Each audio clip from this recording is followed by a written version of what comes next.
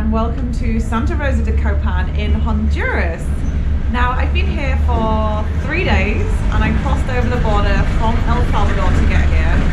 I know a lot of people, when they do this route, they tend to go straight to the Copan Ruins, but it was recommended to me that I stop first in Santa Rosa. So I put together a video of some of my top things to do in the area. So let's take a look. So my first stop is actually to try some liquor, which I feel like should always be the first stop of my tour. And we've come to a place that makes two different kinds of liqueurs. One is with coffee and one is with fruit. It's called Timoshenko, and they put a shot of the liqueur in, followed by a little bit of milk, and then topped it with cream. So now it looks like a little dessert. Mix? Mix? Yes. Okay. Like this? Okay. Ooh, that is so sweet. It actually does taste like dessert.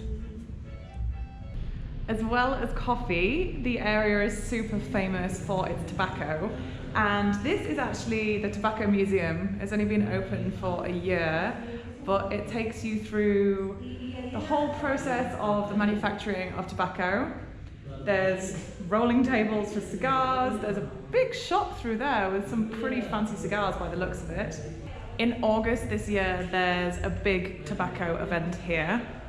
And I definitely think that this is going to be a big boost to tourism, because they're starting to do tobacco factory tours and hacienda tours as well. After Cuba, Honduras is probably the second most famous location for cigars, and they've got quite a big selection here. To be honest, I'm not a massive expert at all. I don't smoke myself, but I do recognise a few of the names here.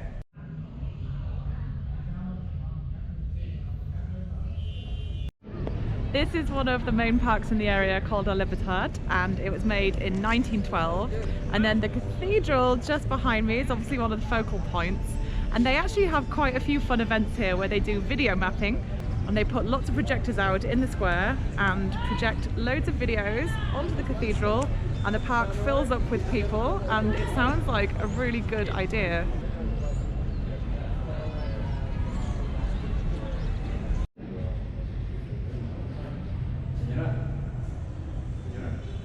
The local council are actually working really hard to preserve some of the traditional buildings. So you can see a couple on either side of me, and there's actually not that much they're allowed to change about them, as well as the cobbled streets, because obviously it brings in tourism when it's such a pretty place. For a quick refreshment, I've got the only national soda, which is called Copan Dry. It's very brightly coloured. It comes in a few different flavours, but this one's a fruit punch. This looks like an advert, by the way, but it's not. I'm just really thirsty.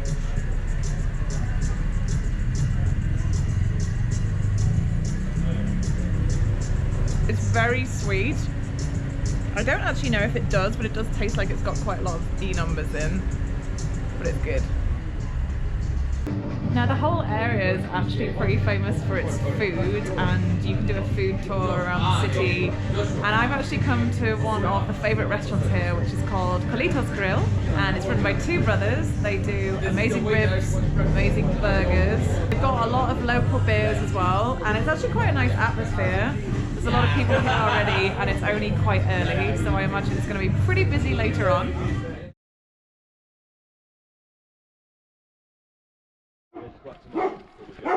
Good morning, guys. I'll be honest with you, it's not very often that I get up at 5 o'clock. It's usually more likely that I will still be up at 5 o'clock from the night before. But here I am, ever so slightly hungover. It's now 5:30 and I'm with a few other guys, and we're walking up to a place. I believe it's called El Cerrito, or it's near El Cerrito, which means little hill. Hopefully it is a little hill. Luckily there's a well-placed emergency room, so if it's a very tiring walk, I can come back down to the hospital. We've been hiking for only about 45 minutes, and it's now 6 o'clock and we're at the Hummingbird viewpoint. It's pretty misty at the moment, so you can't really see much, but we're hoping when the sun comes up there's a nice view over the city.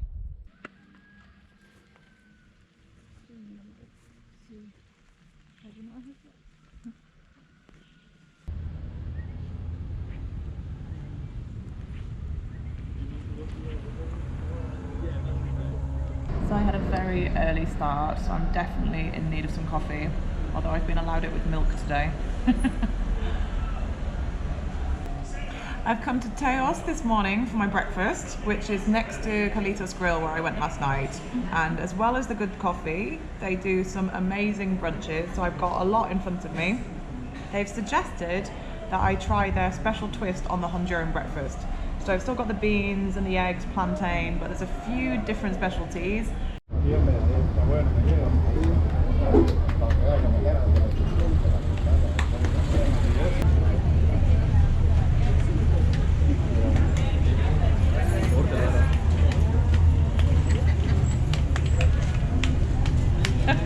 Oh, it went wrong.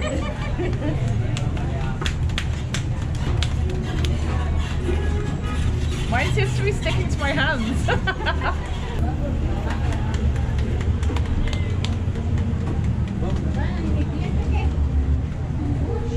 Now it's too sticky. It's wrong. Está mala. Está mala. Wow.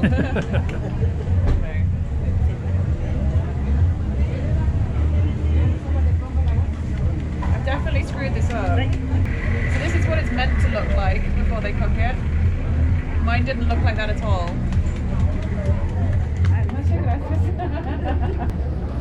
So we've come to one of the main markets in the area, and this one is particularly for fruit and vegetables. It's definitely a very local market, and I've been told that a lot of the foods here and some of the spices and herbs is a mixture of traditional Mayan ones and also obviously a bit of the Spanish culture as well. There's lots of narrow alleyways in between all of the food stalls. There's a few different places for people to have breakfast as well.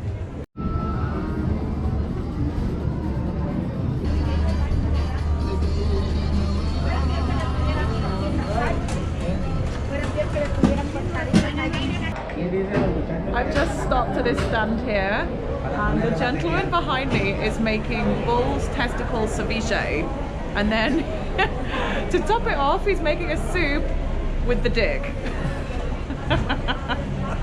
Should I say penis? Making a soup with the penis. He's very kindly offered to let me try some, but I think it's a little bit too early in the morning to be having bull balls. Too hot.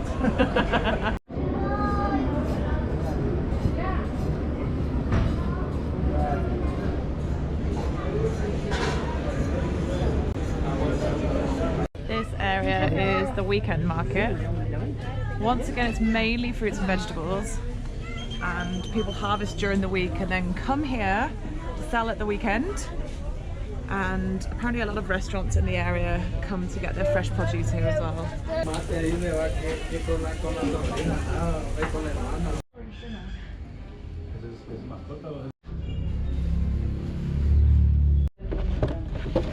beginning it was different, and the grandmother started like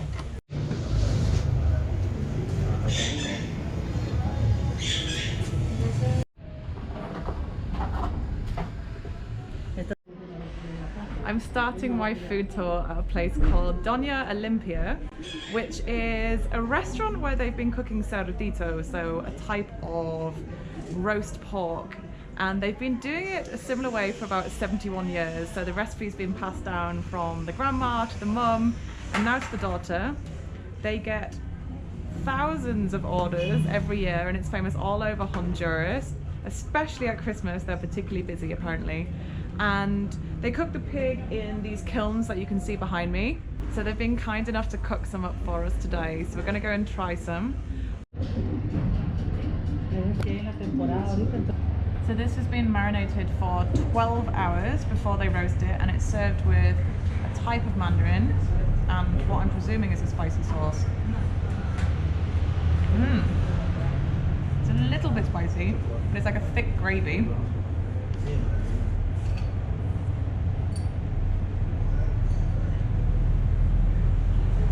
Wow. That's pretty special.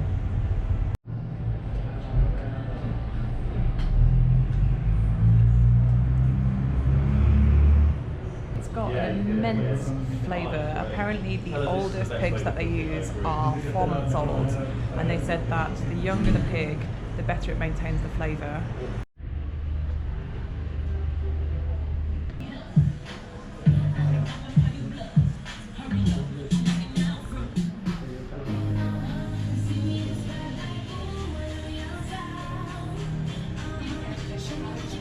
This colourful place is an art centre, and they've got loads of different craft shops, art shops, and then this one here, which is kind of named like Grandma's House, sells loads of traditional food, honey, spices, cakes.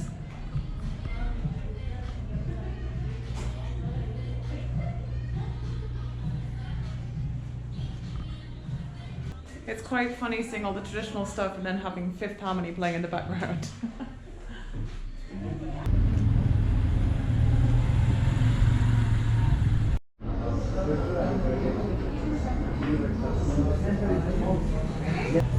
So for my dinner this evening, I've come to a restaurant called Las Ratas, and it's one of the top rated restaurants in the city. Now the manager came over and spoke to me, and she's recommended a few things. So I've started with the seafood soup, and this is the house sangria. Look how awesome this looks. This is just for me. I'm only joking. Oh my god, look what I ordered. This is the surf and turf, which is definitely one of the top recommendations here, and this just looks absolutely insane. I love steak. I love prawns. So the next activity on the agenda is river tubing, and we're at Rio Higuito. We're doing about 2 kilometers down the river. You can actually do it for 3 hours, but we've been so busy with the coffee plantations that we don't have that long to stay. So we're just about at the river now. It's been so hot today that I'm looking forward to getting in the water.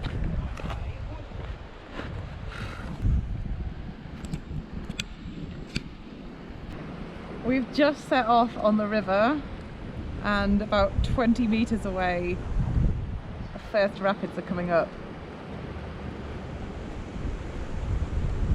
Now we're all tied together in a line, and our guide at the front seems to be paddling us to a certain direction. I kind of seem to be floating away from them though.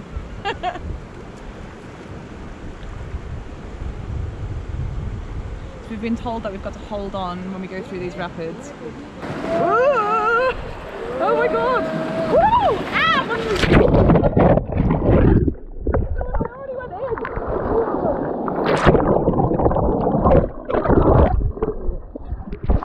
Oh my god! I'm already out! Hang on, there's a big rock coming! Hang on! So